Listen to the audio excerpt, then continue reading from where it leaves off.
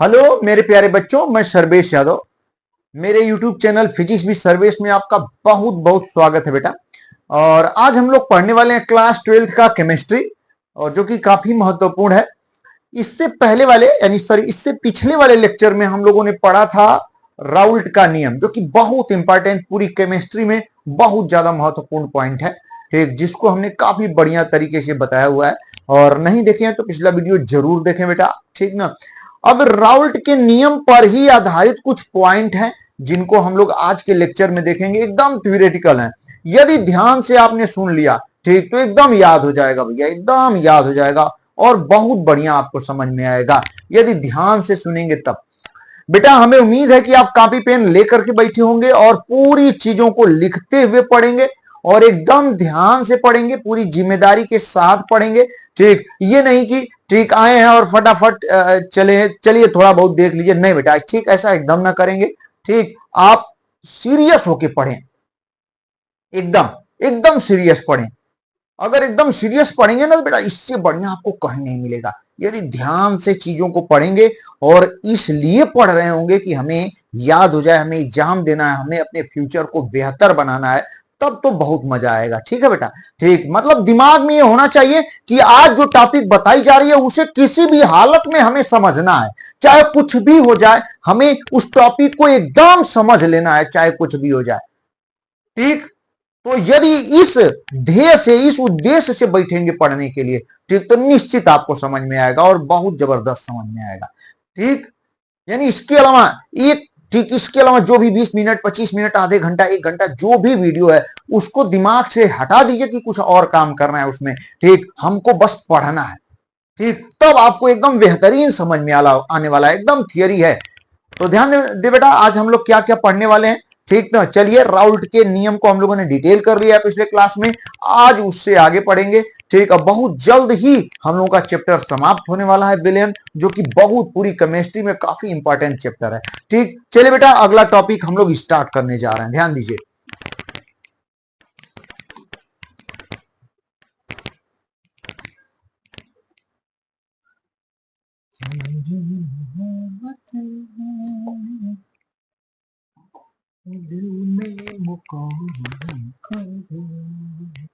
हाँ, तो देखो बेटा, आज हम लोग जो टॉपिक स्टार्ट करने जा रहे हैं एकदम बेहतरीन तरीके से स्टार्ट करेंगे। और ठीक, आज का टॉपिक है, ध्यान दीजिएगा, यहां पर राउल्ट के नियम के आधार पर विलेनों के प्रकार, यानी राउल्ट के नियम के आधार पर विलेन कितने प्रकार के होते हैं। ध्यान दीजिएगा, हम लोग का जो टॉपिक है बेटा, ध्यान देंगे आप, हम लोग क्या पढ़ने वाले हैं। हम लोगों का जो टॉपिक है एकदम मस्त समझ में आने वाला है आपको। राउल्ट के, हम ध्यान दें आप, नियम के आधार पर, ठीक, विलेनों के प्रकार, यानी राउल्ट के नियम के आधार पर विलेन कितने प्रकार के होते हैं, एकदम बढ़िया। ठीक भैया, हाँ, विलेनों के प्रकार, राउल्ट के नियम के आधार पर विलेनों के प्रकार, टाइप्स ऑफ सॉल्यूशन, ठीक, अकॉर्डिंग टू राउल्ट्स लॉ। ठीक, types of solution according to Raoult's law, यानी राउल्ट के नियम के आधार पर विलेनों के क्या प्रकार। तो राउल्ट के नियम के आधार पर भैया विलेन, ठीक, यहां पे ध्यान देंगे बेटा, ठीक ना, राउल्ट के नियम के आधार पर विलेन जो होते हैं वो दो तरीके के होते हैं। ठीक, पहले को भैया हो एकदम आसान, ठीक, पहले विलेन को हम लोग क्या कहते हैं, आदर्श विलेन। ठीक, पहले को हम लोग आदर्श विलेन कहेंगे और दूसरे को क्या कहेंगे बेटा, अनादर्श विलेन। ठीक, हाँ, अनादर्श विलेन। ठीक, आदर्श विलेन, अनादर्श विलेन।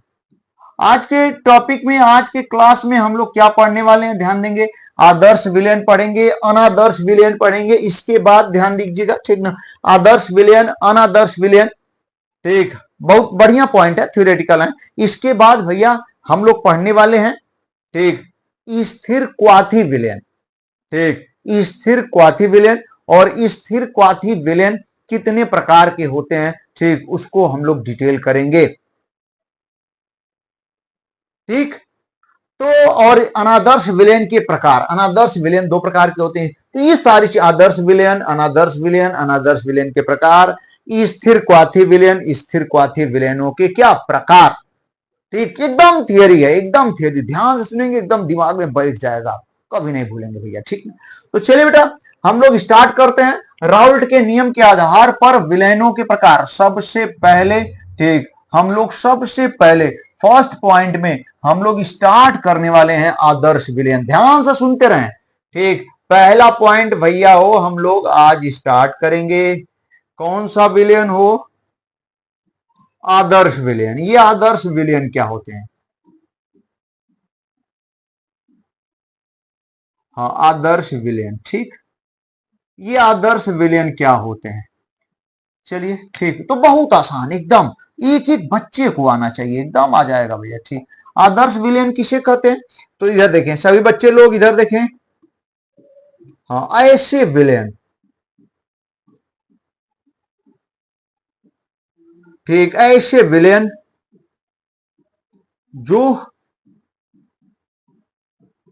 भैया एकदम बस ध्यान से देखें। ठीक ना? हाँ, अगर ध्यान से देखेंगे तो एकदम दिमाग में बैठ जाएगा और याद हो जाएगा। ठीक, ऐसे विलयन जो सांद्रताओं की सभी, ठीक, सभी परिस्थितियों में, यानी किसी भी सांद्रता में, ठीक, कोई भी सांद्रता हो विलय विलायक की, ठीक, कितनों विलय है और कितना हो विलायक है, ठीक ना, तो सभी परिस्थितियों में। तो ऐसे विलयन जो सांद्रताओं की सभी परिस्थितियों में, भैया एकदम ध्यान से देखें, ऐसे विलयन जो सांद्रताओं की सभी परिस्थितियों में, ठीक, सभी परिस्थिति, चाहे ठीक कुछ भी उस विलयन की सांद्रता हो, ठीक, सभी परिस्थितियों में, ठीक, सांद्रताओं की सभी परिस्थितियों में, ऐसे विलयन जो, ठीक, ऐसे विलयन जो सांद्रताओं की सभी परिस्थितियों में, भैया ध्यान देंगे, सभी परिस्थितियों में क्या करते हैं? राउल्ट के नियम का पालन करते हैं। राउल्ट के नियम का पिछले क्लास में हम बता चुके हैं भैया। ठीक, सांद्रताओं की सभी परिस्थितियों में राउल्ट के नियम का क्या करते हैं? पालन करते हैं। ऐसे सभी विलयन जो सांद्रताओं की सभी परिस्थितियों में राउल्ट के नियम का क्या करते हैं? पालन करते हैं भैया हो। ठीक, राउल्ट के नियम का क्या करते हैं? पालन करते हैं। ठीक, सांद्रताओं की सभी परिस्थितियों में राउल्ट के नियम का पालन करते हैं। क्या कहलाते हैं? आदर्श विलयन कहलाते हैं। ठीक ना? क्या कहलाते हैं भैया हो? आदर्श विलयन। आदर्श विलयन कहलाते हैं सांद्रताओं की सभी परिस्थितियों में। ठीक, आदर्श विलयन कहलाते हैं। ठीक, कितना बढ़िया पॉइंट। ऐसे विलयन जो सांद्रताओं की सभी परिस्थितियों में, सांद्रता कुछ भी हो विलयन की, लेकिन राउल्ट के नियम का क्या करते हैं? पालन करते हैं। ठीक, आदर्श विलयन कहलाते हैं। अब राउल्ट का नियम क्या है? पिछले क्लास में हमने बता दिया है, एकदम आसान। ठीक, कि वाष्प दाब जो होता है मोल अंश के समानुपाती होता है, यानी मोल अंश जैसे जैसे बढ़ता है, ठीक, वाष्प दाब भी क्या होता जाता है? बढ़ता जाता है। अगर नहीं देखें पिछला क्लास तो आपको कम समझ में आएगा, इसलिए राउल्ट का नियम जरूर पढ़ें, एकदम बेहतरीन हमने पढ़ाया हुआ भी है। ठीक, उसी पर आधारित है ये। ठीक ना?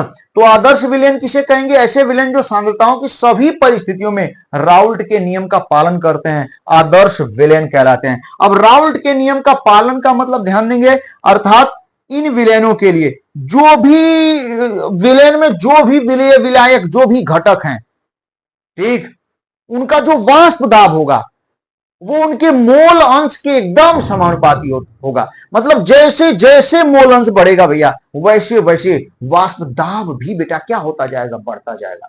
मतलब जैसे जैसे, ठीक, जैसे जैसे मोल अंश बढ़ेगा वैसे वैसे एकदम समानुपाती, एकदम वाष्प दाब भी एकदम ठीक वैसे वैसे ही क्या होता जाएगा? बढ़ता जाएगा। ठीक, हम यहां पे लिख सकते हैं अर्थात, अर्थात ध्यान दीजिएगा, अर्थात भैया विलयन के घटकों का, घटक, घटक का मतलब जो जो कुछ भी मिलाकर विलयन बनाया गया है, ठीक, विलयन के घटकों का वाष्प दाब, ठीक, उनके क्या चीज? उनके मोल अंश के समानुपाती होता है, एकदम समानुपाती। ठीक, उनके मोल अंश के समानुपाती होता है। ठीक, यहां से आपने जो देखा ये क्या है, ये क्या है, राउल्ट का नियम है। ठीक, विलयन के घटकों का जो वाष्प दाब है या आंशिक वाष्प दाब भी कह सकते हैं, ठीक, का वाष्प दाब उनके मोल अंश के क्या होता है, समानुपाती। ठीक, तो ये है आदर्श विलयन, यानी ऐसे विलयन जो सांद्रताओं की सभी परिस्थितियों में राउल्ट के नियम का पालन करते हैं, आदर्श विलयन कहलाते हैं। अर्थात इसका मतलब विलयन के घटकों का वाष्प दाब उनके मोल अंश के क्या होता है, समानुपाती। ठीक, ये तो हो गया आदर्श विलयन। अब बेटा हो, भैया हो, अब हम लोग क्या पढ़ने वाले हैं, अनादर्श विलयन, दूसरा। ठीक, दूसरा विलयन हम लोग लेके चलते हैं, जिसे हम लोग क्या कहेंगे, अनादर्श विलयन। सभी लोग ध्यान दीजिएगा, दूसरा विलयन,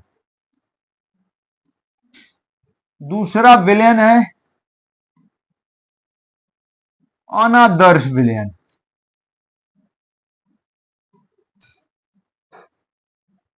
हाँ, अनादर्श विलयन। ठीक, नॉन आइडियल सोल्यूशन, ये आइडियल सोल्यूशन है। ठीक, इसे हम लोग इंग्लिश में आइडियल सोल्यूशन कह सकते हैं। ठीक, ये नॉन आइडियल सोल्यूशन है। आइडियल मतलब आदर्श विलयन, और सामान्य रूप से ठीक ये कोई आदर्श विलयन नहीं होता है। ठीक ना, कोई आइडियल सोल्यूशन नहीं देखने को मिलता है, जरूर उनमें कुछ न कुछ ठीक विसंगति ठीक ना पाई जाती है।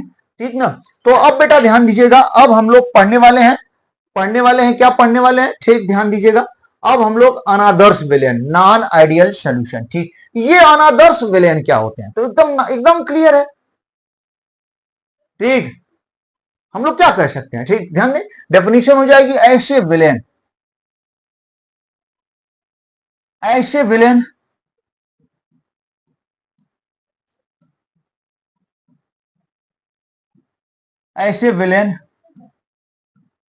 जो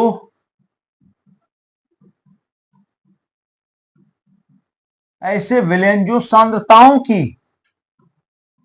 भैया हो ध्यान दीजिएगा, सांद्रताओं की सभी,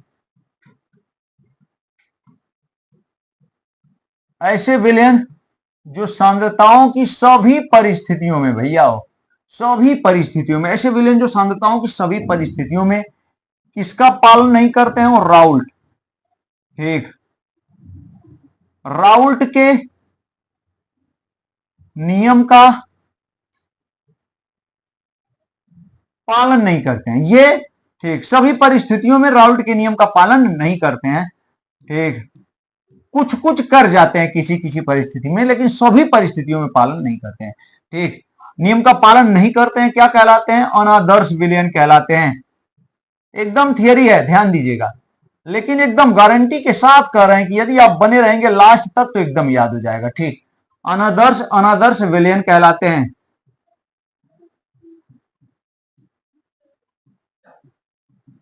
ठीक, अनादर्श विलयन कहलाते हैं। ठीक ना, वैसे ये बेटा हम लोगों का चैनल कोई मनोरंजन या इस तरीके का नहीं है, तो कुछ टाइम लगेगा। हाँ, लेकिन ये है कि एकदम बेहतरीन कोशिश कर रहे हैं हम, एकदम मन से, एकदम ठीक खूब मेहनत से पढ़ाने की कोशिश कर रहे हैं। अब बस आपकी मेहनत की जरूरत है।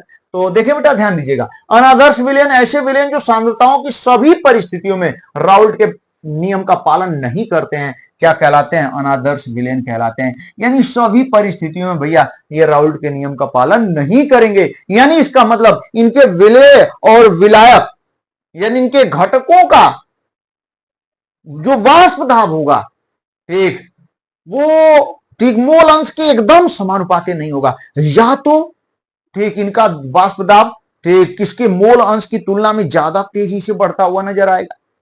ठीक, या तो ठीक मोल अंश के तुलना में, अगर मोल अंश जैसे जैसे बढ़ा रहे हैं उस रेशियो में न बढ़ के उससे ज्यादा तेजी से बढ़ेगा, या उससे स्लो तेजी से बढ़ेगा, तो हम कह सकते हैं ठीक ना, यहां पर तो ऐसे विलयन क्या कहलाते हैं, अनादर्श विलयन, नॉन आइडियल सोल्यूशन। ऐसे विलयन बेटा हो अनादर्श विलयन कहलाते हैं। तो चले ध्यान दीजिएगा बेटा। ठीक, अब हम लोग पढ़ने वाले अनादर्श विलयन के प्रकार, जरा देखें आप सभी बच्चे लोग एकदम ध्यान दें। अब हम लोग पढ़ रहे हैं भैया, ठीक, अनादर्श विलयन के प्रकार। हाँ देखें, हाँ देखिए बाबू, हम लोग पढ़ने वाले बेटा अनादर्श विलयन के प्रकार। हमें उम्मीद है कि आपको दिखाई दे रहा होगा, अनादर्श, ठीक, विलेन के प्रकार। ठीक, types of non ideal solution.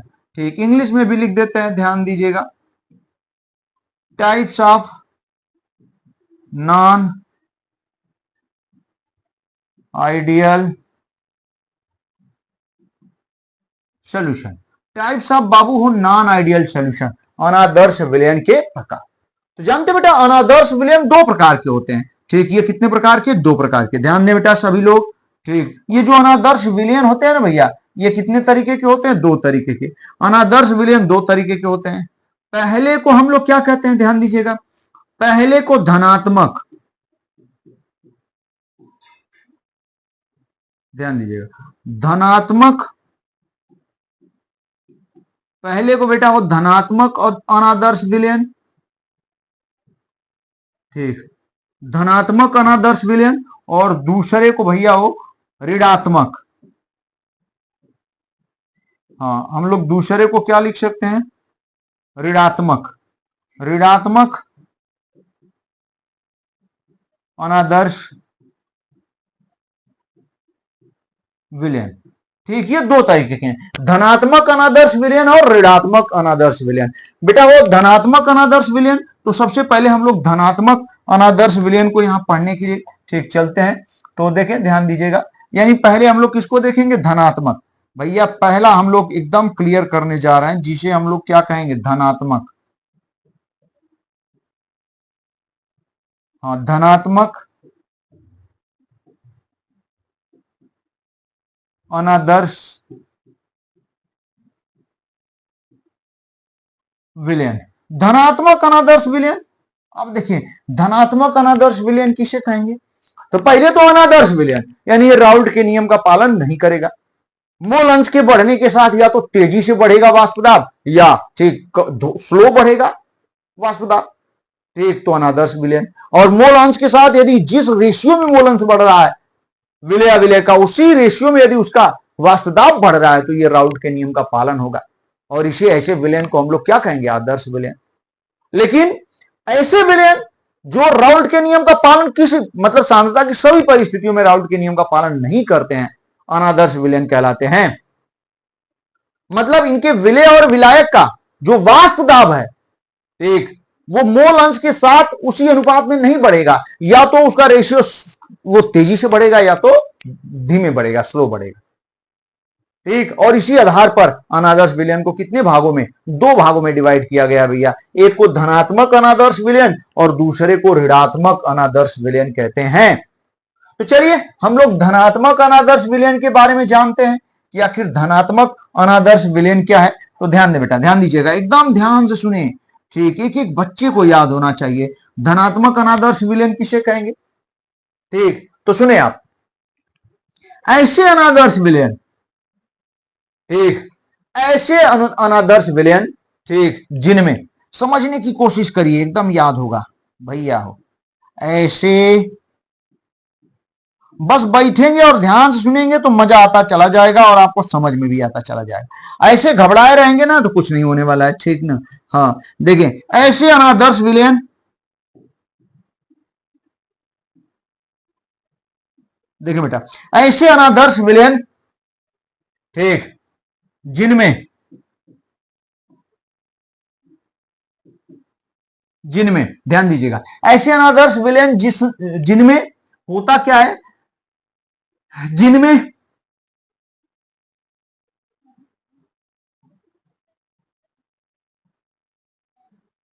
विलयन के घटक का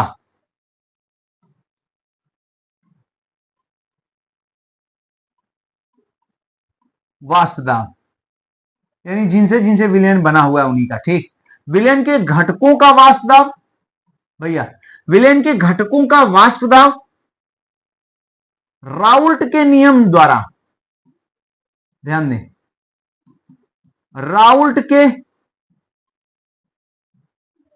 नियम द्वारा अनुमानित, प्रिडिक्टेड। ठीक ना भैया? हाँ, राउल्ट के नियम द्वारा अनुमानित। ध्यान देंगे कितना बढ़िया पॉइंट है। ठीक, ये सब कठिन टॉपिक है, कठिन पॉइंट है, सबका पढ़ने का मन नहीं करता है, थियरी है ना, एकदम थियरी है, लेकिन जब ध्यान से बस बैठ जाइए और ध्यान से सुनते रहिए, मजा आएगा। ध्यान देंगे आप।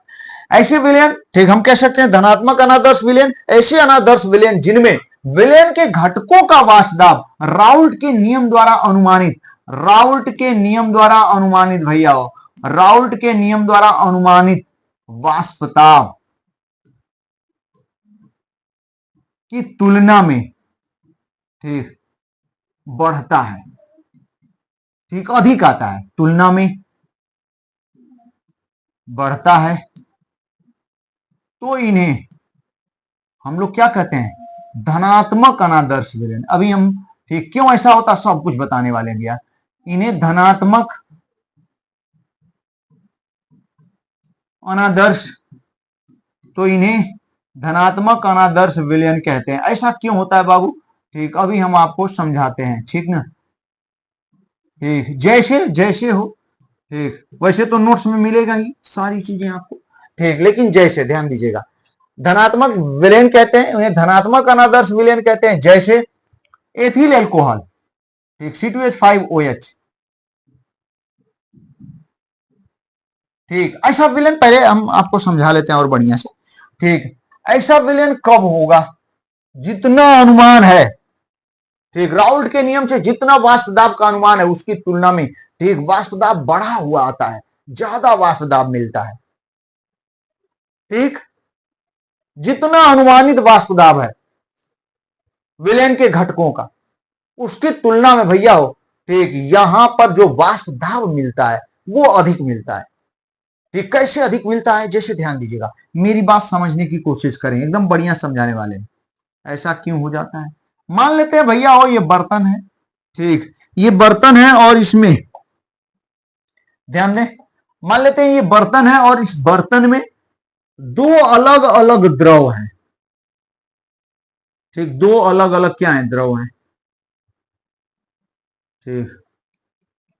इस बर्तन में भैया ध्यान दीजिएगा दो अलग अलग ए बी द्रव हैं, ठीक ना, ए बी दो अलग अलग द्रव हैं, समझने की कोशिश करेंगे, एकदम बढ़िया ध्यान दीजिएगा, दो अलग अलग द्रव हैं, समझे, दो अलग अलग, क्या हो गया भाई, हाँ देखिए बेटा, इसमें समझने की कोशिश करें आप, इसमें क्या है कि दो अलग अलग द्रव हैं,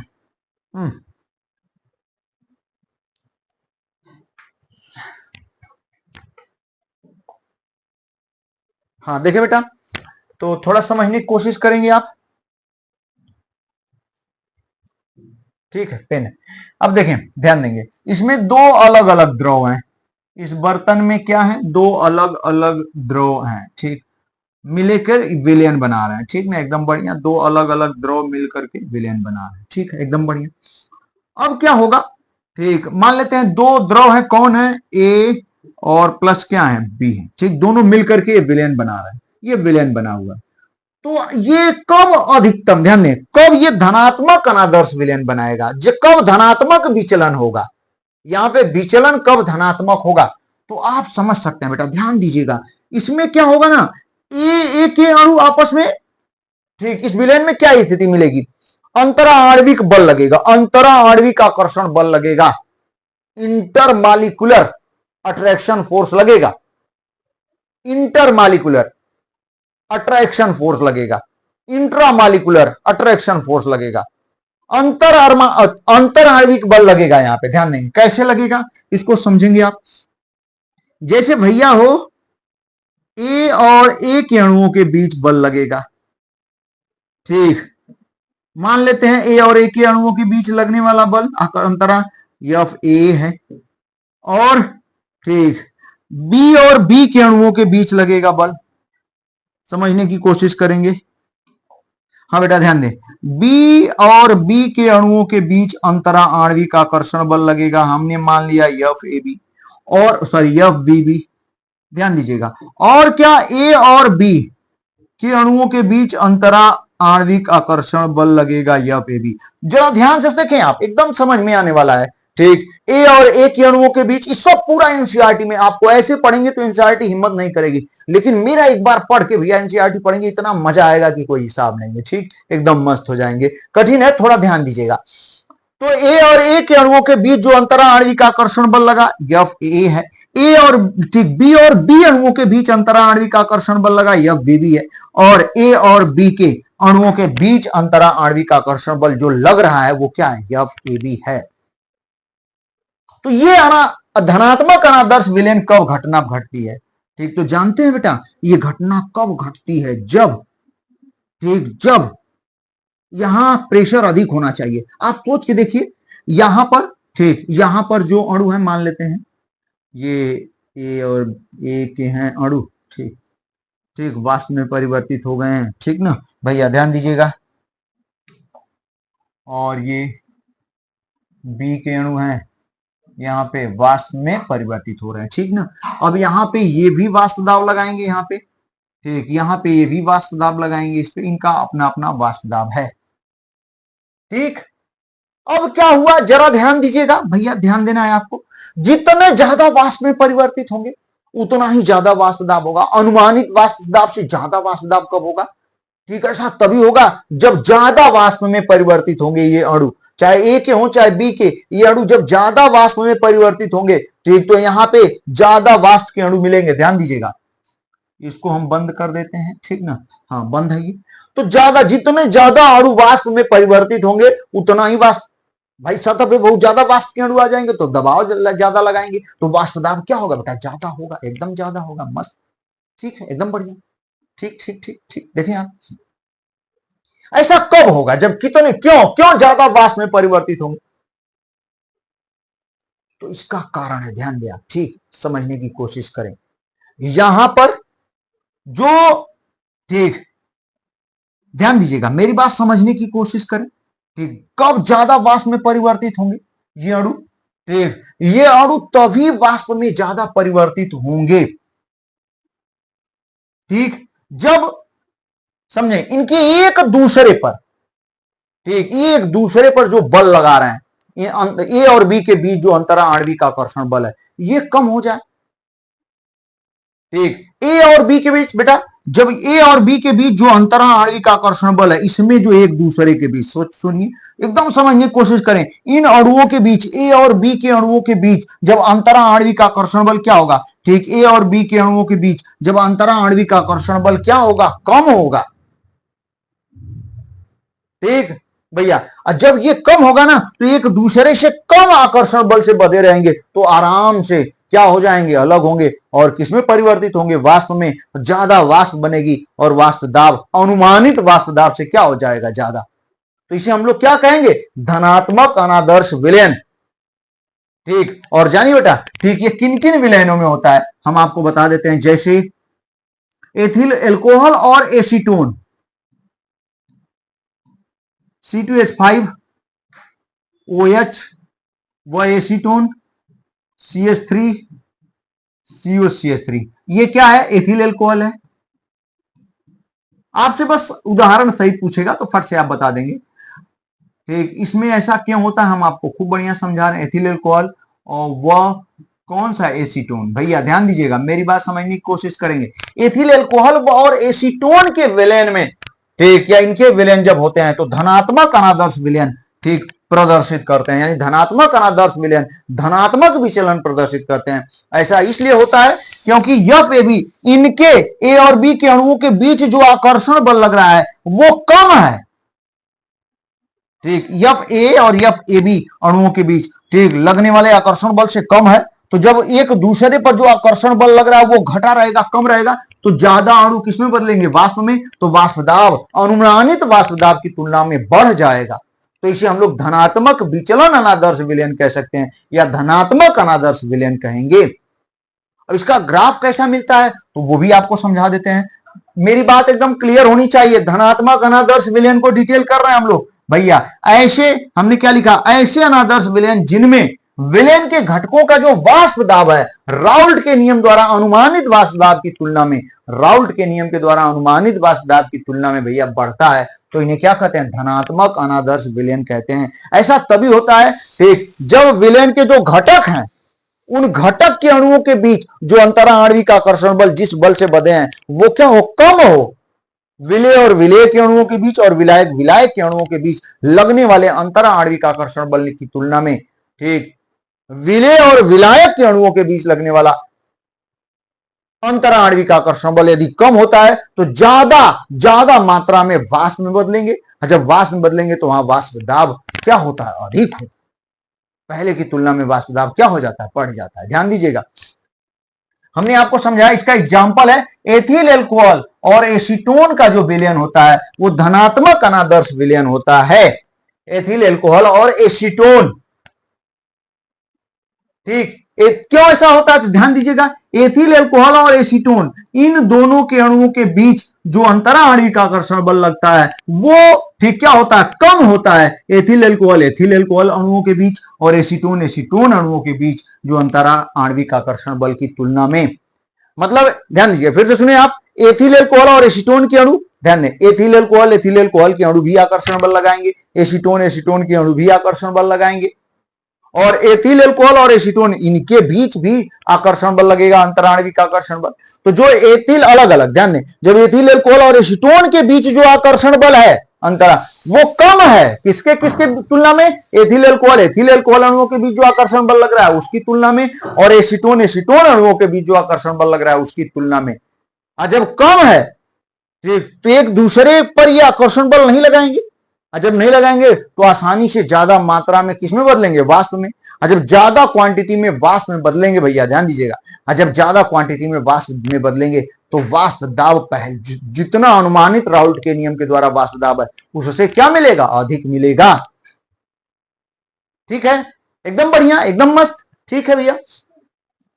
हाँ समझे, अगर ये ज्यादा हो जाता तो मेरी बात समझेंगे, अपने में तो खुद है वो लग रहा है, जितना लगेगा वो फिक्स है। एथिल एल्कोहल अणुओं के बीच जितना बल लग रहा है वो तो ठीक ही है। एसीटोन अणुओं के बीच जो आकर्षण बल लग रहा है, अंतराणविक आकर्षण बल, वो भी ठीक है। ठीक, ये इनके बीच हाइड्रोजन बंद होता है दोनों अलग अलग, ठीक है, इसलिए। और फिर एथिल एल्कोहल और एसीटोन के अणुओं के बीच, ठीक, यदि यह बल अधिक होगा, उतना तो लगना ही लगना है, चाहे अकेले रहे चाहे कहीं, उतना तो लगना है। एथिल एल्कोहल अणुओं के बीच आकर्षण बल जो लग रहा है वो तो लगना है, वो तो फिक्स है। एसीटोन अणुओं के बीच जो अंतराणविक आकर्षण बल लग रहा है वो भी फिक्स है, वो घटने बढ़ने वाला नहीं है। ठीक, जब इनको मिला दिया गया, ठीक, तो यदि एथिल एल्कोहल और एसीटोन के अणुओं के बीच भी यदि बल लग जाए, ज्यादा बल हो जाए, सोच के देखिए, तो ये कम वाष्प में बदलेंगे ना, कम वाष्प में बदलेंगे तो वाष्प दाब कम हो जाएगा। ठीक, लेकिन यदि यह कम बल हो, एथिल एल्कोहल और एसीटोन के बीच आकर्षण बल क्या हो, कम हो, ठीक, बहुत कम हो, तो इस तुलना में भैया हो ज्यादा मात्रा में एथिल एल्कोहल और एसीटोन के अणु किसमें बदलेंगे, वाष्प में। जब ज्यादा मात्रा में वाष्प में बदलेंगे तो वाष्प दाब क्या हो जाएगा, ज्यादा होगा। जितना अनुमानित राउल्ट के नियम द्वारा वाष्प दाब उसकी तुलना में ज्यादा होगा। और जब ज्यादा होगा बेटा तो हम कह सकते हैं ये कैसा, धनात्मक विचलन प्रदर्शित करेगा, धनात्मक विचलन। तो इसे हम लोग धनात्मक एक विचलन अनादर्श विलयन भी कह सकते हैं, धनात्मक अनादर्श विलयन भी कहेंगे। ठीक, ग्राफ आप समझ ले बेटा, ध्यान दीजिएगा, ग्राफ हम आपको फट से समझा देते हैं। ठीक, इसको हटा देते हैं, हमें उम्मीद है कि आपको खूब बढ़िया समझ में आ रहा होगा। ठीक है, ठीक है, हाँ देखिए जरा भैया, इसको हम हटाते हैं, ग्राफ इसका खींच देते हैं फट से, तुरंत खींचते हैं। देखिए बाबू ध्यान दीजिएगा, तुरंत हम ग्राफ खींच देते हैं, आपको एकदम समझ में आ जाएगा। जो राउल्ट के नियम में ग्राफ खींचा गया था उसी के आधार पर ये ग्राफ खींचा जाएगा। ठीक, इस पर हम लोग क्या ले लेते हैं बाबू, वाष्प दाब। देखिए बेटा, इस पर हम लोगों ने क्या ले लिया, वाष्प दाब। इस पर हम लोगों ने क्या ले लिया हो, मोल अंश। इस पर बेटा हम लोगों ने क्या ले लिया, मोल अंश ले लिया। ठीक है,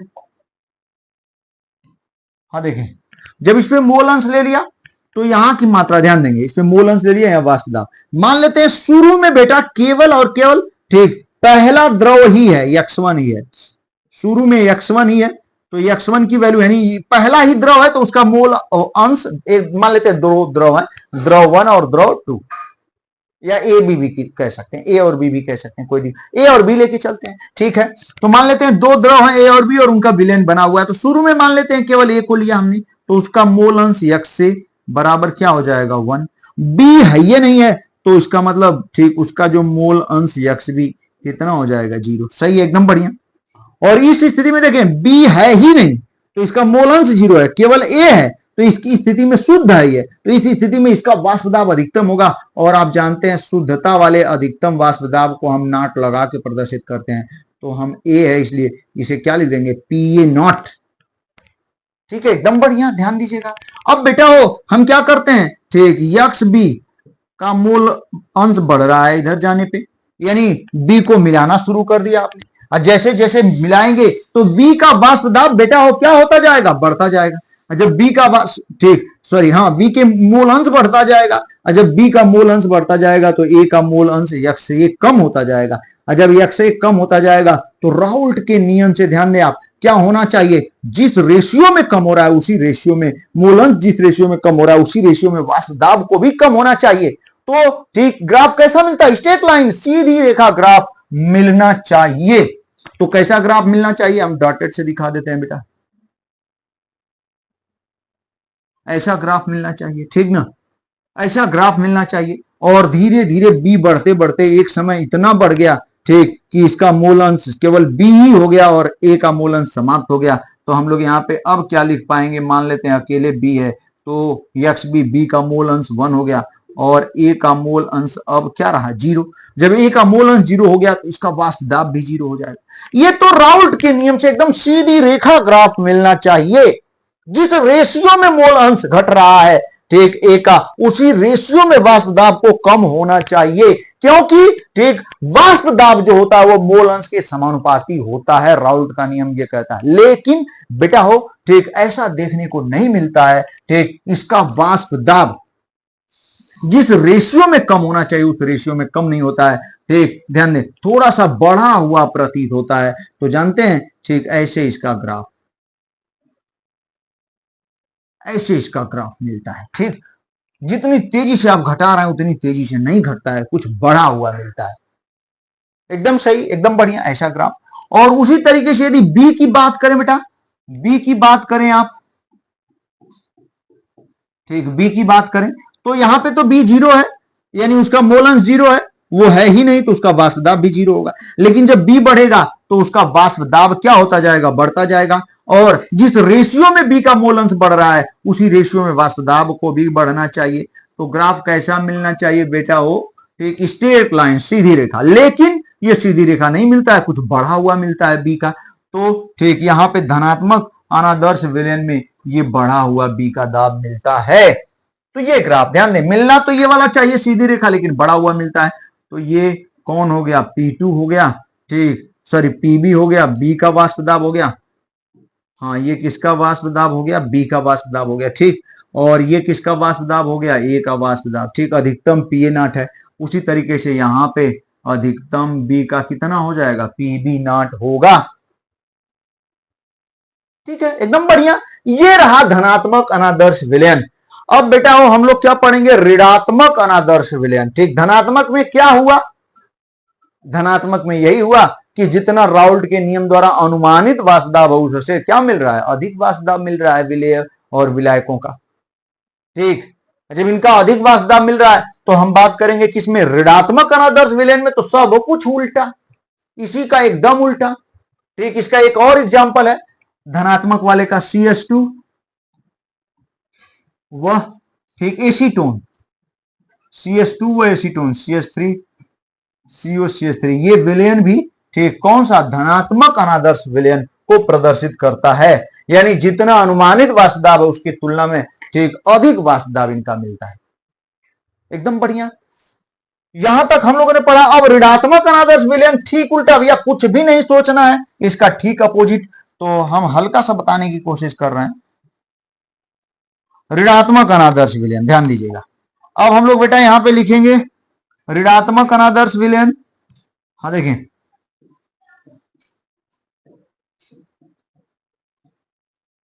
हाँ, ऋणात्मक अनादर्श विलयन समझने की कोशिश करें।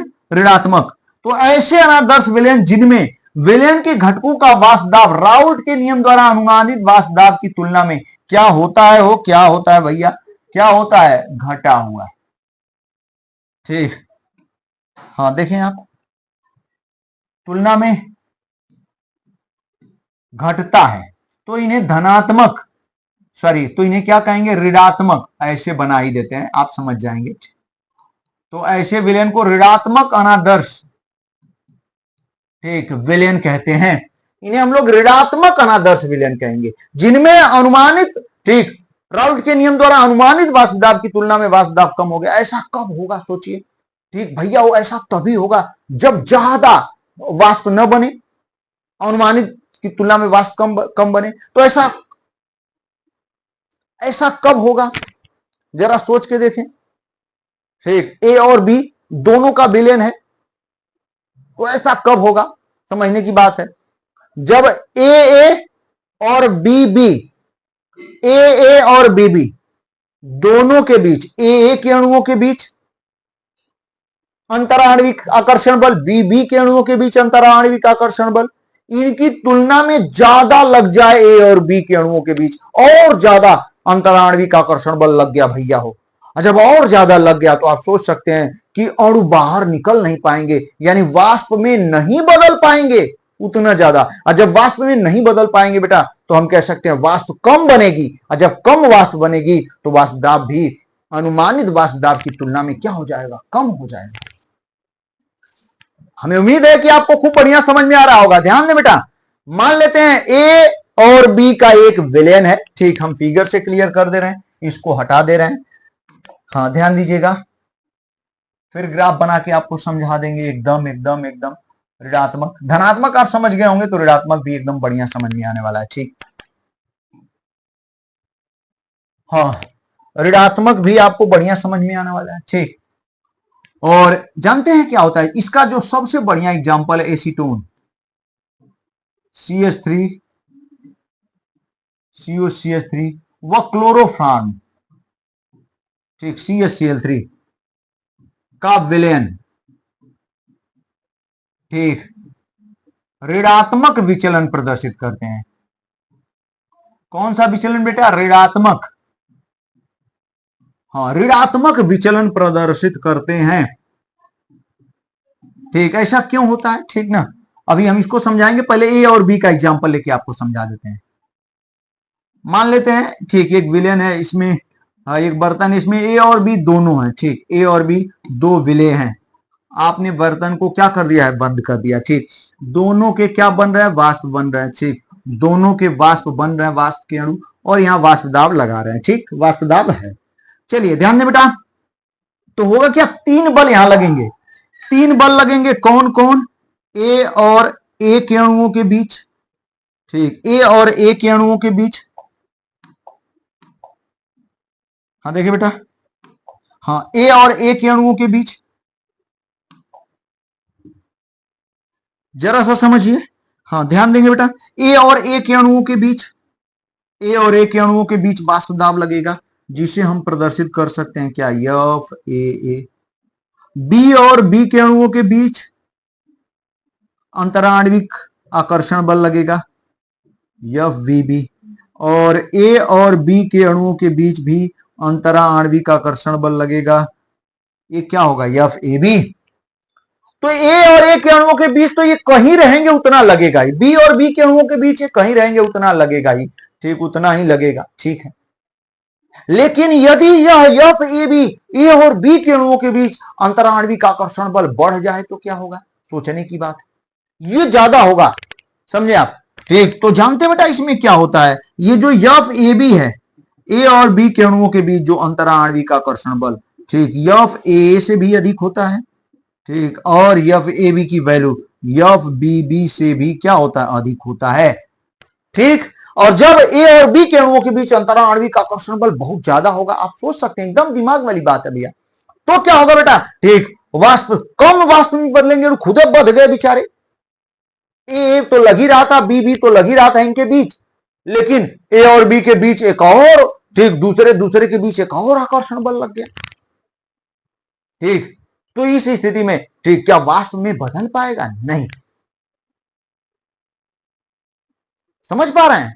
ठीक, एकदम समझ रहे हैं बेटा, ध्यान दीजिएगा। ठीक, ये स्थिति हो गई। ठीक ना, एकदम सही। ठीक, आपको समझ में आ रहा होगा। अब यहां ए और बी के अणुओं के बीच, ए और बी के अणुओं के बीच भी अंतराण्विक आकर्षण बल लग गया, ज्यादा लग रहा है वो भी, तो वो एकदम बंध गए, तो कम वाष्प में बदलेंगे। और जब कम वाष्प में बदलेंगे तो वाष्प दाब पहले से जो अनुमानित है वाष्प दाब, उसकी तुलना में कम वाष्प दाब मिलेगा। तो ये कौन से ऋणात्मक विचलन अनादर्श विलयन कहलाते हैं। ठीक, या ये विलयन ठीक कैसे ऋणात्मक विचलन को प्रदर्शित करते हैं। और इनका बहुत बढ़िया एग्जाम्पल भैया हो, ध्यान दीजिएगा। क्या? ठीक, ये क्या है? एसीटोन और क्लोरोफॉर्म। ठीक, ये क्या है? ठीक, नहीं जानते हैं तो आज से जानिए भैया हो। ये क्या है? एसीटोन है CH3COCH3 और ये क्लोरोफॉर्म है CHCl3। अब क्यों इनके बीच अंतराण्विक आकर्षण बल लग जाता है ज्यादा? ठीक, तो जानते हैं बेटा, इनके बीच हाइड्रोजन बंध आ जाता है, हाइड्रोजन बांड बन जाता है। ठीक ना, हाइड्रोजन बांड बनने के कारण ही ठीक यहां पर ठीक क्लोरोफॉर्म और एसीटोन के बीच हाइड्रोजन बांड बनने के कारण इनके बीच अंतराण्विक आकर्षण बल ज्यादा हो जाता है, जिसके कारण ये बेचारे ठीक वाष्प में नहीं बदल पाते हैं ज्यादा से ज्यादा, जिसके कारण वाष्प दाब क्या हो जाता है? अनुमानित वाष्प दाब से कम हो जाता है। और ये ऋणात्मक ठीक विचलन को प्रदर्शित करने लगते हैं, जिसके कारण ऋणात्मक अनादर्श विलयन कहते हैं। ठीक है, एकदम बढ़िया, एकदम बढ़िया, आपको बहुत मस्त समझ में आ रहा होगा। हम आपको हाइड्रोजन बांड बना के दिखा देते हैं, तो जरा ठीक यहां पे देख सकते हैं आप लोग, यहीं पे बना देते हैं। होगा क्या?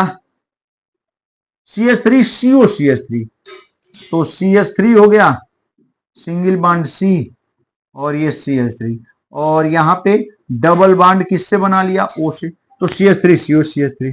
अब CHCl3 में क्या होता है बेटा? ध्यान दें, इसका जो C है ठीक, एक मिनट, हाँ देखिए आप सभी लोग, भैया भैया ध्यान दीजिएगा। यहां जानते हैं O के साथ कौन? हाइड्रोजन क्या बना लेता है? Hydrogen bond.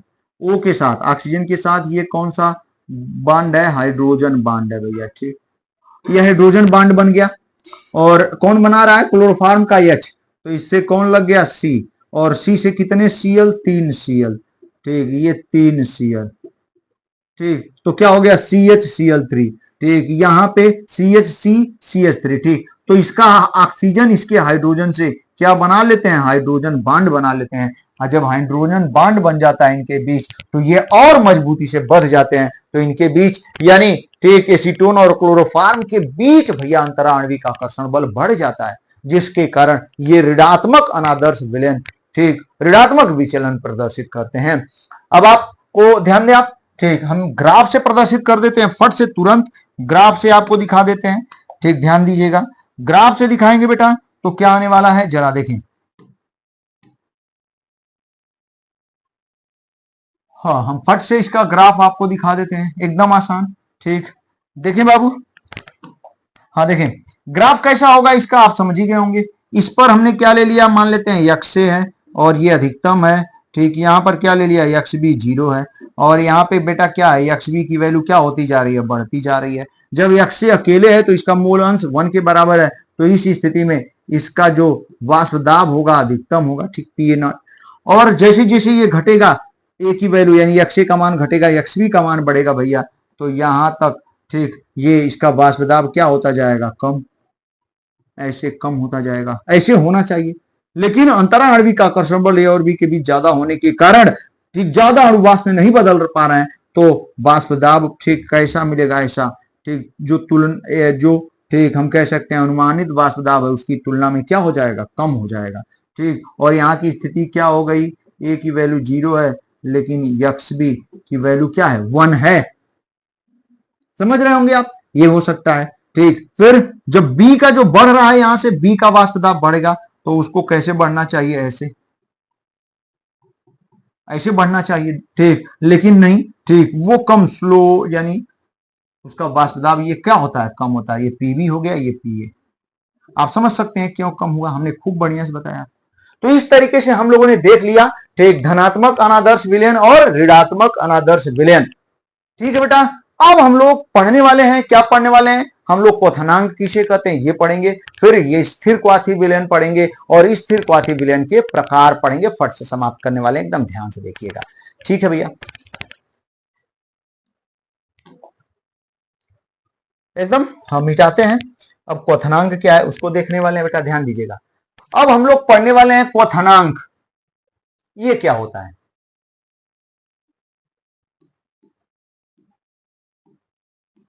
फिर स्थिर क्वाथी विलयन क्या होते हैं। क्वथनांक भैया हो इसे कहते हैं, क्या कहेंगे हम लोग? Boiling point, BP. ये बॉइलिंग पॉइंट होता क्या है, इसकी डेफिनेशन आप तो ऐसे सुनते हैं क्वथनांक क्वथनांक, लेकिन परिभाषा अलग है। थोड़ा सा खूब ध्यान से सुनेंगे तो समझ में आएगा क्वथनांक कहते किसे हैं, इसकी डेफिनेशन क्या होती है। तो ये चीज हम आपको बताएंगे। जैसे क्वथनांक आ गया लिखने के लिए तो रोज सुन रहे हैं क्वथनांक क्वथनांक, लेकिन परिभाषा थोड़ा सा अलग है बेटा, जो कि मुझे लिखना पड़ेगा और आपको याद करना पड़ेगा। ठीक, तो देखें क्वथनांक कहते किसे हैं, तो ध्यान दीजिएगा क्वथनांक की परिभाषा क्या होती है। ठीक, तो इसकी डेफिनेशन होती है, ध्यान दें आप,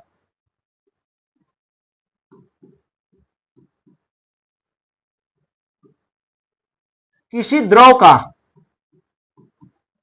ताप क्या करने पर? बढ़ाने पर। ध्यान दें, उस द्रव का, भैया एकदम ध्यान दें, थोड़ा तेज लिख रहे हैं। ठीक, उस द्रव का वाष्प दाब, ठीक, क्या होता जाता है? हो बढ़ता जाता है, स्वाभाविक बात है। ठीक, गर्म करेंगे तो उसका वाष्प दाब बढ़ेगा ही बढ़ेगा, उसका वाष्प दाब बढ़ता जाता है। एक समय, ध्यान दीजिएगा, एक समय एक निश्चित ताप पर, एक समय एक निश्चित ताप पर उस द्रव का वाष्प दाब, भैया उस द्रव का वाष्प दाब, बाहर का जो दाब होता है वायुमंडलीय दाब, उस द्रव का वाष्प दाब वायुमंडलीय, ध्यान दें आप, वायुमंडलीय दाब के क्या हो जाता है? बराबर हो जाता है। ठीक, बराबर हो जाता है। जिस ताप पर, मेरी बात ध्यान दें, जिस ताप पर बेटा द्रव क्या करने लगता है? उबलने लगता है। ठीक, जिस कह सकते हैं या इस कहेंगे तो और बढ़िया लगेगा। ध्यान देंगे, इस लिख देते हैं हम लोग। हाँ, बराबर हो जाता है। ठीक, ध्यान नहीं बेटा, इस ताप पर द्रव उबलने लगता है, इस ताप पर द्रव उबलने लगता है। इस ताप को ही, इतना लिखना पड़ेगा क्वथनांक की परिभाषा, इस ताप को ही द्रव का क्वथनांक कहते हैं। हमें उम्मीद है कि सबको याद हो गया होगा। ठीक, एकदम आसान।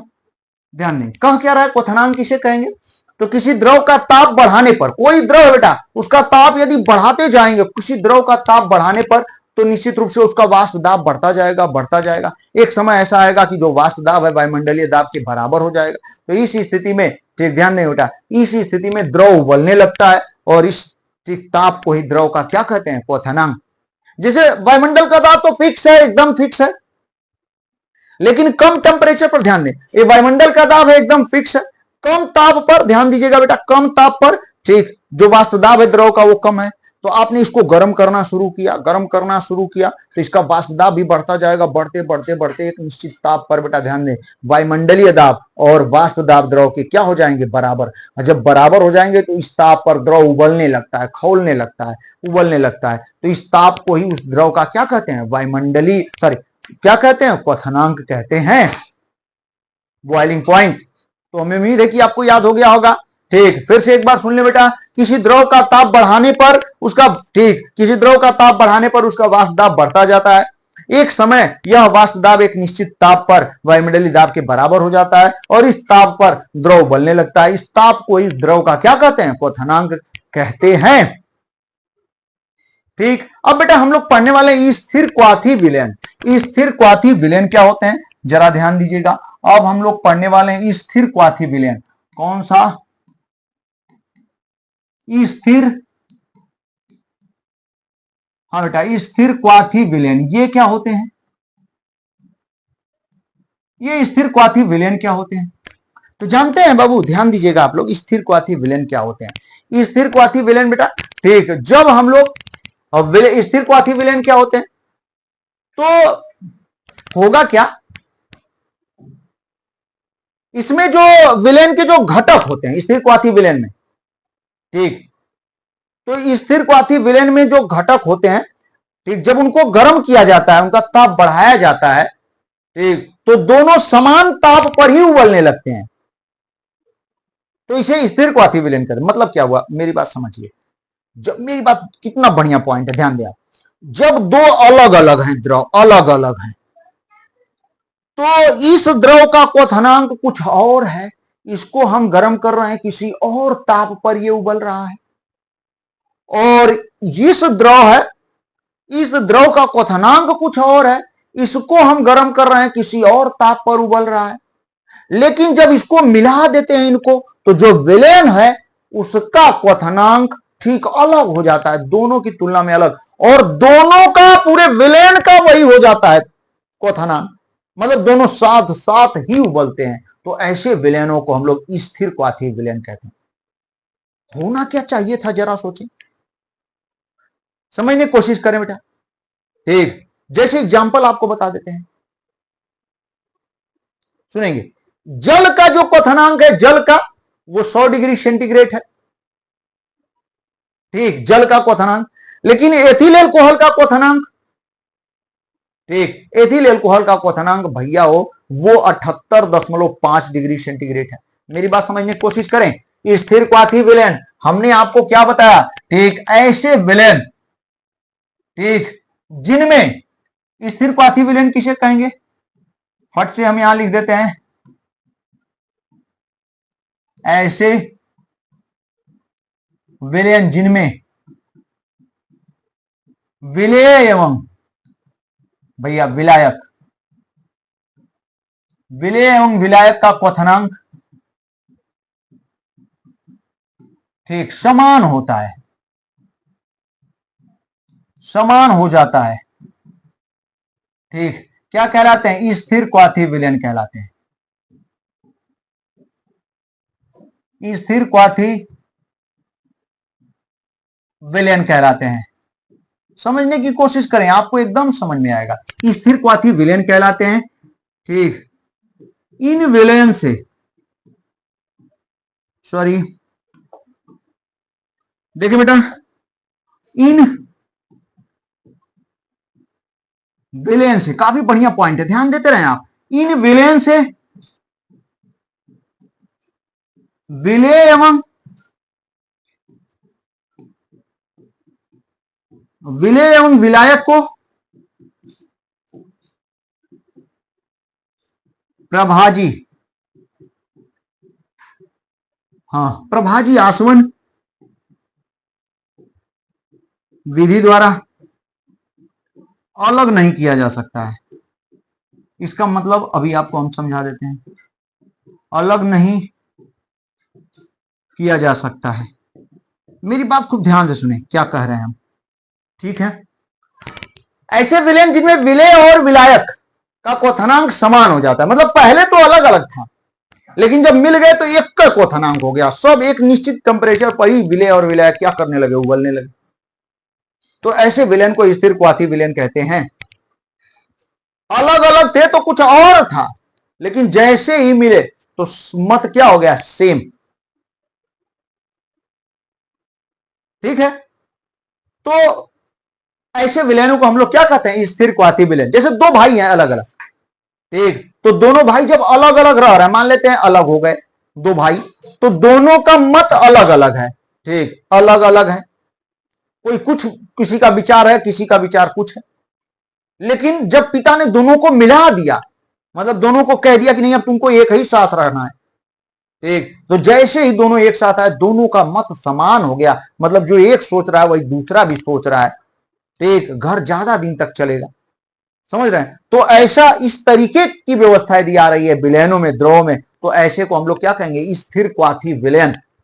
मतलब जो द्रव अलग अलग है तो उनका क्वथनांक कुछ अलग अलग है और है, लेकिन मिला देने पर दोनों का क्वथनांक एक ही हो जाता है, ठीक, तो ऐसे स्थिर क्वाथी विलयन कहलाते हैं। जैसे एग्जांपल, जल है और एथिल अल्कोहल, जल का क्वथनांक अलग है तो कुछ और रहेगा, ठीक, एथिल अल्कोहल का क्वथनांक अलग है तो कुछ और रहेगा, लेकिन जब इनको मिला दिया जाता है बेटा तो दोनों का क्वथनांक एक ही हो जाता है, एक ही ताप पर दोनों पूरा विलयन उबलने लगता है, तो इसे स्थिर क्वाथी विलयन कहते हैं। और ऐसे विलयनों से विलय और विलायक को, ठीक, हम अलग किसके द्वारा? आप प्रभाजी आसवन विधि द्वारा नहीं कर सकते। तो प्रभाजी आसवन विधि क्या होती है? तो ये क्वथनांक पर निर्भर करती है, ठीक, इस क्वथनांक की व्यवस्था पर ही इसको द्रवों को अलग अलग कर लिया जाता है। जैसे दो द्रव है उनका क्वथनांक अलग अलग है, उनको मिला दिया गया है, जब आप गर्म करेंगे तो एक निश्चित मान लेते हैं जिसका क्वथनांक कम है वो तो कम ताप पर ही, ठीक, उबलने लगेगा और द्रव गैस में बदलने लगेगा, तो कम ताप पर ही वो गैस में बदल करके उसको अलग कंटेनर में भर लेते हैं गैस की अवस्था में, ठीक, और इसको अभी जो द्रव जो वहां तक उस क्वथनांक पर उस ताप पर उबल नहीं रहा है, उसका क्वथनांक अलग है और अधिक है, तो वो द्रव के रूप में ही बदल रहेगा। तो एक गैस के रूप में आ गया, एक द्रव के रूप में आ गया, अलग कर लिया, गैस को भी आपने द्रव में बदल लिया, ठीक, कम ठंडा कर लिया आपने। इस तरीके से दोनों द्रवों को क्या कर लेते हैं? अलग कर लेते हैं। ये व्यवस्था क्या कहलाती है? प्रभाजी आसवन, यह विधि प्रभाजी आसवन। तो प्रभाजी क्या स्थिर क्वाथी विलयनों को प्रभाजी आसवन विधि द्वारा अलग किया जा सकता है? एकदम नहीं किया जा सकता है। क्यों? क्योंकि जब दोनों को मिला दिया गया है द्रवों को और गर्म करेंगे तो एक ही ताप पर दोनों उबलने लगेंगे, पता चला ठीक उस ताप पर पहुंचाने पर दोनों साथ साथ गैस में बदल रहे हैं। अब क्या करेंगे? क्या, ठीक, अगर एक पहले गैस में बदल जाता है, एक बाद में गैस में बदलता, यानी एक का क्वथनांक कम होता, उस कम ताप पर ही एक गैस में बदल जाता तो अलग कर लेते हम, अभी दूसरा द्रव में ही रहता। लेकिन जब दोनों साथ साथ एक ही ताप पर उबलने लग रहे हैं और गैस में परिवर्तित हो रहे हैं, तो क्या हम प्रभाजी आसवन विधि द्वारा इन्हें अलग कर पाएंगे? एकदम नहीं अलग कर पाएंगे बेटा, ठीक। तो ये जो स्थिर क्वाथी विलयन, फिर उसमें ऐसे विलयन जिनमें विलय एवं विलाय का क्वथनांक समान हो जाता है, स्थिर क्वाथी विलयन कहलाते हैं। इन विलयन से विलय एवं विलाय को प्रभाजी आसवन विधि द्वारा अलग नहीं किया जा सकता है। कितना एक एक चीज को कितना डिटेल में आपको समझा रहे हैं बेटा, ठीक। अब इससे बढ़िया कहां मिलेगा? कहीं नहीं मिलेगा, बस आपको समय देने की जरूरत है, ठीक। जाके एनसीईआरटी में देखिए, एक एक लाइन आपका हम क्लियर करते हुए जा रहे हैं एकदम मस्त तरीके से। बस टाइम दीजिए, बस टाइम दीजिए बेटा, घबराइए मत, लगे रहें, लास्ट तक बने रहेंगे, एकदम ठीक जबरदस्त समझ में आने वाला है। चलें, तो ये हो गया स्थिर क्वाथी विलयन। अब जानते हो बेटा स्थिर क्वाथी विलयन के प्रकार। अब हम लोग स्थिर क्वाथी विलयन के प्रकार, और बढ़िया होने वाला है, जरा ध्यान दीजिएगा। स्थिर क्वाथी विलयन के प्रकार,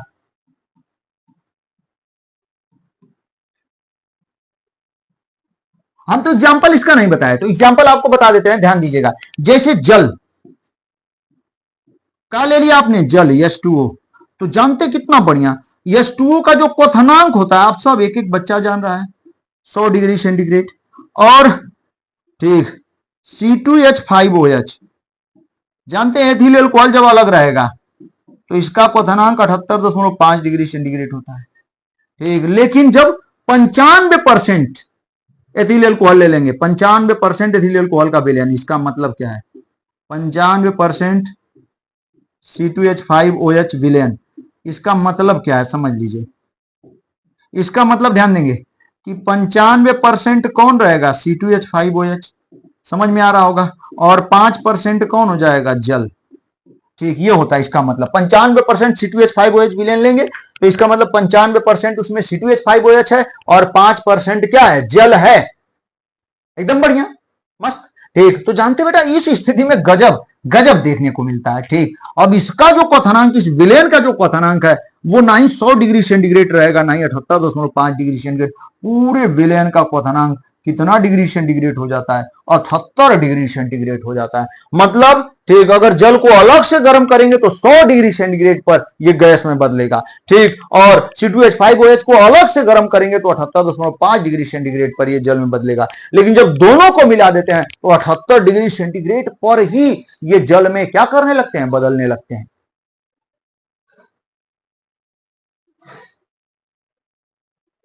ठीक है। एकदम बढ़िया, ठीक, ध्यान दे बेटा, समझने की कोशिश करें आप। इसके बाद भैया हो, ठीक, सुने, स्थिर क्वाथी विलयन के प्रकार। स्थिर क्वाथी विलयन के प्रकार, टाइप्स ऑफ, ठीक, स्थिर क्वाथी विलयन के प्रकार में हम लोग देखने वाले जानते हैं कितने तरीके के होते हैं? दो, फट से बताते हैं। एक को हम लोग कहते हैं न्यूनतम, न्यूनतम क्वथनांकी स्थिर क्वाथी विलयन, ठीक। एक को कहते हैं बेटा न्यूनतम क्वथनांकी स्थिर क्वाथी विलयन, और दूसरे को बेटा हो, ठीक, दूसरे को हम लोग कहेंगे अधिकतम, अधिकतम क्वथनांकी, अधिकतम क्वथनांकी स्थिर क्वाथी विलयन। नाम से ही क्लियर है, घबराइएगा मत, एकदम समझ में आने वाला है, ठीक। अधिकतम क्वथनांकी स्थिर क्वाथी विलयन, ठीक, ये क्या है? न्यूनतम क्वथनांकी स्थिर क्वाथी विलयन और अधिकतम क्वथनांकी स्थिर क्वाथी विलयन, ठीक। ये न्यूनतम क्वथनांकी स्थिर क्वाथी विलयन और अधिकतम, नाम से ही क्लियर है, न्यूनतम क्वथनांकी स्थिर क्वाथी विलयन और अधिकतम क्वथनांकी स्थिर क्वाथी विलयन होगा बेटा। क्या ध्यान दीजिएगा, इसमें क्या होता है कि ऐसे, ठीक, परिभाषा हम फट से लिखते हैं, थोड़ा ध्यान दीजिएगा। हम यहां कह सकते हैं, ध्यान दीजिएगा, छोटा छोटा ही लिख देते हैं, इसी में हम कह सकते हैं ऐसे, भैया ध्यान दें आप, ऐसे स्थिर क्वाथी विलयन, ऐसे स्थिर क्वाथी विलयन जिनमें, नाम से ही क्लियर है, जिनमें भैया, जिनमें विलयन का क्वथनांक, कितना बढ़िया पॉइंट, जिनमें विलयन का, बेटा ध्यान दीजिएगा, जिनमें विलयन का क्या चीज? क्वथनांक। जिनमें विलयन का क्वथनांक, विलेय, समझे, एवं विलायक, विलेय एवं विलायक दोनों से कम हो जाता है, दोनों से कम हो जाता है, ठीक। कितना बढ़िया पॉइंट, ऐसे स्थिर क्वाथी विलयन जिनमें, ठीक, समझ में आ रहा होगा आपको, दिखाई दे रहा होगा, ठीक ना, ऐसे स्थिर क्वाथी विलयन जिनमें विलयन का क्वथनांक विलेय एवं विलायक दोनों से कम हो जाता है, विलेय और विलायक दोनों से कम हो जाता है, ठीक। ऐसे स्थिर क्वाथी विलयन जिनमें विलयन का क्वथनांक विलेय एवं विलायक दोनों से कम हो जाता है, क्या कहलाते हैं? न्यूनतम, भैया हो, क्या कहलाते हैं? न्यूनतम, न्यूनतम स्थिर क्वाथी विलयन, ठीक, न्यूनतम स्थिर क्वथनांकी क्वाथी विलयन कहलाते हैं। केवल क्वाथी भी लिख देंगे तो कोई दिक्कत नहीं है। न्यूनतम स्थिर क्वथनांकी, बड़ा बड़ा नाम है हो, ठीक, न्यूनतम, ठीक, न्यूनतम स्थिर क्वथनांकी क्वाथी विलयन कहलाते हैं, ठीक। न्यूनतम स्थिर क्वथनांकी क्वाथी विलयन कहलाते हैं। इसका जैसे, जो कि अभी अभी बताया हमने, जैसे क्या, H2O, ठीक, वह जैसे बेटा H2O C2H5 OH के क्वथनांक, अभी अभी बताया हमने, इनके अलग अलग क्वथनांक, कौन? जल का कितना? 100 डिग्री सेंटीग्रेड, वह कितना? 78.5 डिग्री सेंटीग्रेड, लेकिन ठीक 95% C2H5OH, अभी अभी बताया था हमने, लेकिन बेटा वो कितना? 95% C2H5OH विलयन का क्वथनांक, ठीक, घट जाता है, कितना हो जाता है? ठीक, कितना हो जाता है? अभी अभी बताया, कितना होता है? 78 डिग्री सेंटीग्रेड, कम हो गया कि नहीं? ठीक, दोनों से घट गया जो विलयन का क्वथनांक। कितना बढ़िया हमने समझाया। अगर एग्जाम में आ जाए आपके तो हमें उम्मीद है कि एकदम जबरदस्त लिखेंगे भैया, ठीक, एकदम मन से, ठीक, खूब बढ़िया से आप लिखेंगे। तो ये हमने आपको बता दिया न्यूनतम, ठीक, क्वथनांकी स्थिर क्वाथी विलयन, ऐसे स्थिर क्वाथी विलयन जिनमें विलयन का क्वथनांक विलय विलायक दोनों से कम हो जाता है, न्यूनतम स्थिर क्वथनांकी क्वाथी विलयन कहलाते हैं, ठीक। और इनका एग्जाम्पल हमने आपको काफी बेहतरीन बताया। ठीक, जैसा कि आप देख रहे हैं। ठीक, 1 मिनट पानी पी लेते हैं बेटा, बस 1 मिनट।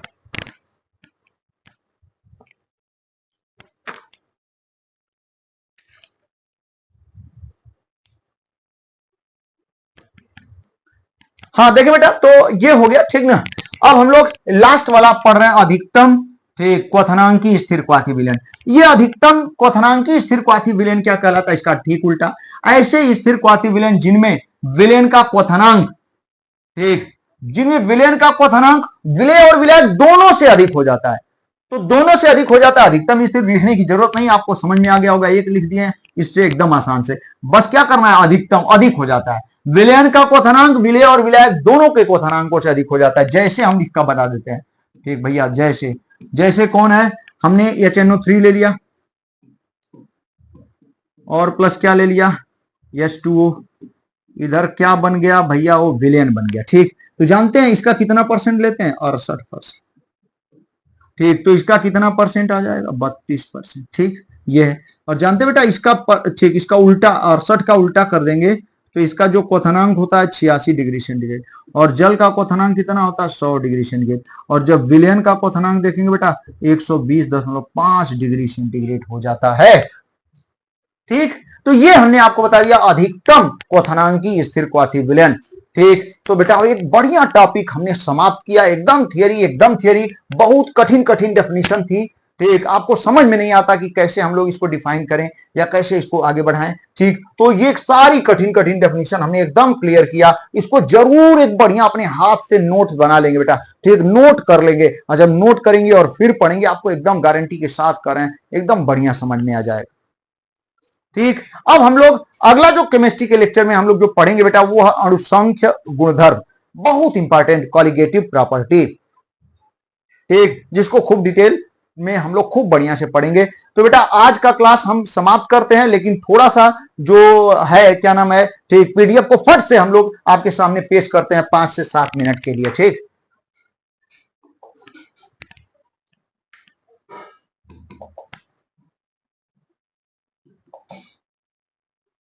बस बस 5 मिनट लगेगा, बस 5 मिनट में और चीजें एकदम क्लियर हो जाएंगी।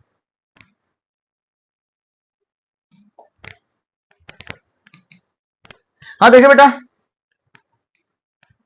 देखिए राउल्ट का नियम हम लोग पिछले क्लास में पढ़े थे, एकदम बढ़िया से पढ़ा था हम लोगों ने। ठीक, एक सवाल भी हम लोगों ने देखा राउल्ट नियम का, ये ग्राफ भी हमने खूब बढ़िया से आपको समझाया था पिछले क्लास में। और आज क्या पढ़ने वाले हैं उसको हम लोग देखने वाले हैं, ध्यान दीजिएगा। हट भाई जल्दी से आ जा, हाँ कहाँ गया, हाँ ये देखें, आदर्श एवं अनादर्श विलयन। ठीक, आदर्श विलयन एकदम आसान, ऐसे विलयन जो सभी सांद्रताओं पर राउल्ट के नियम का पालन करते हैं आदर्श विलयन कहलाते हैं, तथा ऐसे विलयन जो सभी सांद्रताओं पर राउल्ट के नियम का पालन नहीं करते हैं अनादर्श विलयन कहलाते हैं। अनादर्श विलयन के प्रकार कितना बढ़िया से हमने समझाया था, धनात्मक अनादर्श विलयन, ऋणात्मक धनात्मक अनादर्श विलयन में क्या होता है, ऐसे अनादर्श विलयन जिनमें विलयन का वाष्प दाब राउल्ट के नियम द्वारा अनुमानित वाष्प दाब से अधिक होता है, धनात्मक अनादर्श विलयन कहलाते हैं। इन विचलनों का ठीक मुख्य कारण आणविक स्तर पर अन्योन्य क्रिया यानी आणविक आकर्षण बल है। ठीक, इन विचलनों का धनात्मक और ऋणात्मक जो विचलन आ रहे हैं अनादर्श विलयन में। ठीक, हम यहां कह सकते, देखिए कितना बढ़िया एक ही साथ, जब विलेय विलायक अणुओं के बीच अंतरा आणविक आकर्षण बल, विलेय विलायक और विलेय विलेय, वो विलायक विलायक अणु, मतलब विलेय विलेय और विलायक विलायक अणुओं के बीच जो अंतरा आणविक आकर्षण बल लगा, उनकी तुलना में विलेय और विलायक अणुओं के बीच आकर्षण बल क्या हो जाए, कम हो जाए, घट जाए। और जब घट जाएगा तो वाष्प ज्यादा बनेगा, तो वाष्प दाब क्या होगा, बढ़ जाएगा। तो अनुमानित वाष्प दाब से वाष्प दाब बढ़ जाता है, तो भैया इसे क्या कहेंगे, धनात्मक अनादर्श विलयन कहेंगे। जैसे एग्जांपल भी बताया हुआ हमने, एथेनॉल व एसीटोन का ठीक मिश्रण, एथेनॉल एथेनॉल व एसीटोन एसीटोन अणुओं के बीच जो हाइड्रोजन बंध के कारण ये अधिक मजबूत होते हैं, ठीक ना, अधिक मजबूत होते हैं, जबकि ठीक एथेनॉल व एसीटोन के बीच अंतरा आणविक आकर्षण बल क्या हो जाता है, कम हो जाने के कारण ज्यादा वाष्प दाब हो जाता है, तो धनात्मक विचलन प्रदर्शित करते हैं। ठीक, CH2 और CH3 का विलयन भी धनात्मक, मतलब कार्बन डाइसल्फाइड और एसीटोन का विलयन भी धनात्मक विचलन प्रदर्शित करता है। ऋणात्मक अनादर्श विलयन, ऐसे अनादर्श विलयन आप समझ ही गए होंगे कि विलयन का वाष्प दाब राउल्ट के नियम द्वारा अनुमानित वाष्प की तुलना में कम हो जाता है। ऐसा कब कम होगा? ऐसा कब होगा? जब विलेय विलेय और विलायक विलायक के अणुओं के बीच जो आकर्षण अंतराणविक आकर्षण बल लग रहा है उसकी तुलना में, ठीक, विलेय और विलायक के अणुओं के बीच अंतराणविक आकर्षण बल और ज्यादा हो गया तो वाष्प कम बनेंगे, तो वाष्प दाब क्या हो जाएगा? कम हो जाएगा। जब वाष्प दाब कम हो जाएगा तो अनुमानित राउल्ट के नियम द्वारा अनुमानित वाष्प दाब से घटेगा, तो हम लोग क्या कहेंगे कि ये ऋणात्मक विचलन प्रदर्शित कर रहे हैं। इन्हें ऋणात्मक अनादर्श विलयन कहते हैं। जैसे क्लोरोफार्म और एसीटोन के विलयन में, क्लोरोफार्म और एसीटोन का हमने बताया था, क्योंकि इनके बीच क्या लग जाता है भैया? इनके बीच हाइड्रोजन बंध बनने के कारण और ज्यादा बल लग जाता है, जिसके कारण ठीक ज्यादा वाष्प नहीं बन पाती है। देखें यहाँ पे CH3CO, यहाँ इसका H हमने बना के बताया था। ये एसीटोन और क्लोरोफार्म के बीच हाइड्रोजन बंध है। अब स्थिर क्वाथी विलयन कितना बढ़िया, ऐसे द्विअंगी विलयन जिनका क्वथनांक समान होता है, अर्थात दोनों द्रव एक ही ताप पर उबलने लगते हैं, स्थिर क्वाथी विलयन कहलाते हैं। विलेय और विलायक दोनों का, ठीक, पहले अलग रहेंगे तो अलग अलग क्वथनांक रहेगा, लेकिन एक में मिलने के बाद एक ही क्वथनांक हो जाता है, ठीक, स्थिर क्वाथी। यदि एक में मिलने के बाद दोनों से क्वथनांक घट जाता है तो न्यूनतम क्वथनांकी स्थिर क्वाथी विलयन कहलाते हैं। इनका बहुत बढ़िया एग्जांपल हमने बताया था आपको, जल और एथिल एल्कोहल का। जल का 100 डिग्री सेंटीग्रेड, एथिल एल्कोहल का कितना? 78.5 डिग्री सेंटीग्रेड। लेकिन जब 95% विलयन तैयार करते हैं एथिल एल्कोहल का, मतलब 5% पानी इसमें रहता है और 95% एथिल एल्कोहल, तो उसका क्वथनांक कितना हो जाता है? 78 डिग्री सेंटीग्रेड, यानी घट गया, दोनों से कम हो गया, तो न्यूनतम क्वथनांक की स्थिर विलयन हो गया। ठीक ठीक, क्वथनांक किसे कहते हैं हमने यहां पे समझाया हुआ है। ठीक, एकदम बढ़िया।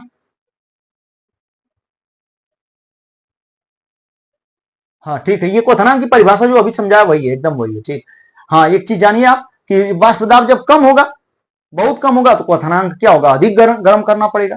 जिसका वाष्प दाब कम है, जिस द्रव का, उसको वायुमंडलीय दाब तक पहुंचाने के लिए अधिक गर्म करना पड़ेगा कि नहीं? तो जिसका वाष्प दाब कम है उसका क्वथनांक अधिक होगा, और जिसका वाष्प दाब अधिक है, बस वायुमंडलीय दाब से थोड़ा सा ही कम है, उसको थोड़ा सा गर्म करेंगे तो बराबर हो जाएगा, तो उसका क्वथनांक कम होगा। तो यही चीज हमने फिगर में बनाया हुआ है। ठीक है, याद रखिएगा। स्थिर क्वाथी विलयन के प्रकार तो कितने हैं? 2 हैं। स्थिर क्वाथी, न्यूनतम स्थिर क्वाथी विलयन और अधिकतम, दोनों को अभी अभी हमने खूब डिटेल में आपको बताया बेटा। ठीक इस तरीके से आज का कार्यक्रम हम लोग समाप्त करते हैं। वीडियो बहुत बढ़िया तरीके से हमने पढ़ाने की कोशिश किया है और हमें उम्मीद है कि आप लगातार बने रहे हैं। ठीक, इसलिए ठीक बेटा, आज के लिए वीडियो पूरा देखने के लिए आपको बहुत बहुत धन्यवाद, दिल से धन्यवाद। आप लगे रहें वीडियो ठीक देखने में और पढ़ाई में एकदम मस्त रहें, और बच्चों तक और अपने दोस्तों तक इसको शेयर करें। ठीक, बहुत बहुत धन्यवाद।